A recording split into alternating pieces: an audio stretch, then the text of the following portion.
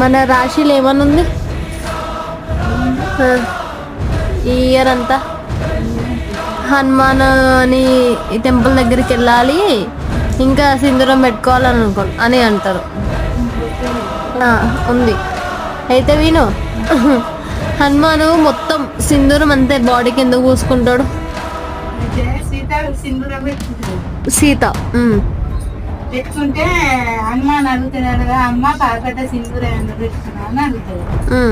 అంటే నా రాముడు ఇట్లా పెట్టుకుంటే బాగుండాలని పెట్టుకున్నా, నా రాముడు మంచిగా ఉండాలి ఎల్లకాలం అంటే హనుమాన్ అంటే పోతాడట సింధూరం అంతా వాళ్ళంతా పోసుకుంటాడు.